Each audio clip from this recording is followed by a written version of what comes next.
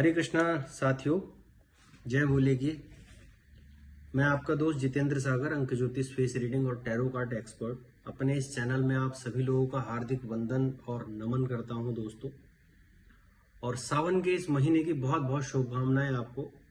आप लोग कहीं ना कहीं कुछ धार्मिक प्रवृत्ति के कार्य अवश्य कर रहे होंगे, और नहीं कर रहे होंगे तो इस सावन में जरूर कुछ ना कुछ करिए। व्रत करिए, उपवास करिए, कुछ भी करिए जिससे महादेव प्रसन्न हो और आपके मनोरथ जो सालों से रुके हुए हैं वो इस सावन में पूरे हो जाए, ऐसी मेरी शुभकामनाएं हैं।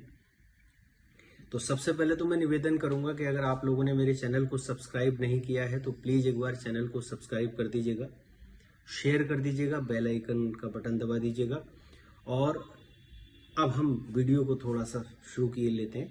तो दोस्तों, आज हम बात कर रहे हैं अवसर की। और अवसर की ये बहुत सुंदर कहानी है। अगर आपने सुनी और अपने जीवन में लागू करी तो आप क्या पा सकते हैं, ये आप खुद नहीं सोच सकते। मतलब अपरिमित रिजल्ट हैं इसके, 100 से भी 200%। तो गौर से सुनिएगा। Opportunity never comes to you homes. अवसर बैंड बाजा बारात लेके आपके घर नहीं आता। अवसर मिलता है आपको। जब आपको अवसर मिले तो आपको उसका यूटिलाइज कर लेना चाहिए। इसी को लेके एक छोटी सी कहानी है। सावन का महीना था और एक दिन महादेव और मां पार्वती, उनके चरणों में इस दास का वंदन और नमन, और मेरी तरफ से आप सभी लोगों को भी प्रणाम, और आप सभी का भी वंदन महादेव के चरणों में। तो महादेव और मां पार्वती जी विहार कर रहे थे, घूमते हुए जा रहे थे। अचानक मां पार्वती ने देखा कि नीचे पृथ्वी पे एक भक्त है और वो बड़ा दरिद्र है, बड़ा परेशान है, बड़ा गरीब है।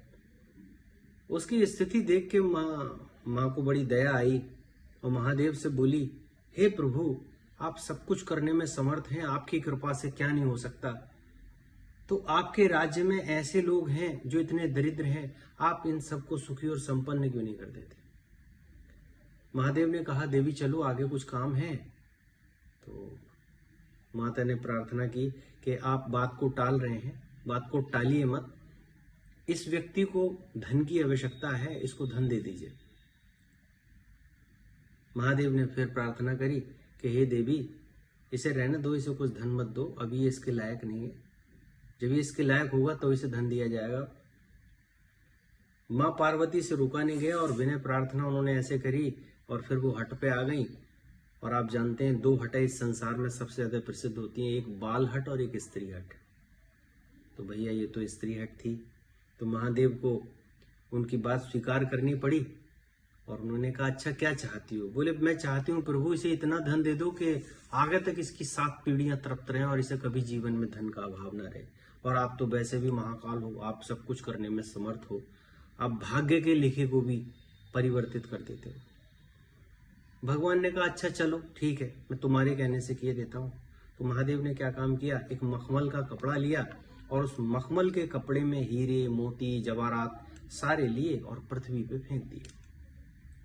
जहां वो व्यक्ति पड़ा था ठीक उसके पास आके जैसे वो गिरे, अचानक उस व्यक्ति के दिमाग में एक विचार आया कि अंधे कैसे चलते होंगे। आंखें बंद करी और उसने चलना शुरू किया। और फिर उसके दिमाग में आया कि फुटबॉल कैसे खेली जाती होगी। सामने नदी थी, वो जो पोटली थी उस पर लात मारनी शुरू करी और दिमाग में फिर एक स्ट्रोक आया और एक विचार उसके जन्म लिया कि फुटबॉल पे छक्का कैसे मारा जाता होगा। लात मारी और वो जो पोटली थी वो पानी के अंदर। मां पार्वती देख रही थी कि कितना मूर्ख है। महादेव ने मेरी इतनी विनय प्रार्थना के बावजूद इसे इतना धन दे दिया कि अगर ये इसका 10% भी ले ले तो इसकी पीढ़ियां तृप्त हो जाएंगी, पर ये मूर्ख लात मार रहा है। मतलब इतने बड़े अवसर को ठुकरा रहा है। तो जीवन में ऐसे ही कहानी का स्रोत क्या है, कहानी का सार क्या है। जीवन में ऐसे ही बहुत सारे लोग आपको अवसर देते हैं। ईश्वर साक्षात आपके सामने नहीं आता, किसी न किसी को आपके पास या किसी माध्यम से भेजता है। तो प्लीज उस अवसर को पहचानिए, उस वैल्यूएबल समय को पहचानिए और अपने जीवन को मूल्यवान बनाइए, क्योंकि मैंने फिर कहा है, opportunity never comes to you homes. तो महादेव का इतना बड़ा दिया हुआ जो व्यक्ति अवसर नहीं पहचान सकता, वो क्या पहचानने में समर्थ होगा। बाकी महादेव आप पे कृपा बनाए रखें, आपको सद्बुद्धि दें, विवेक दें, आपके जीवन में कुछ बड़ा हो जाए तो मेरा भी प्रणाम महादेव के चरणों में कर दीजिएगा। तो दास का प्रणाम महादेव के चरणों में, खाल के जूते बना के भी मैं अगर उन्हें समर्पित करूं तब भी सक्षम नहीं हूं। तो इन्हीं शुभकामनाओं के साथ अगली वीडियो में फिर प्रस्तुत होंगे। जय भोले की।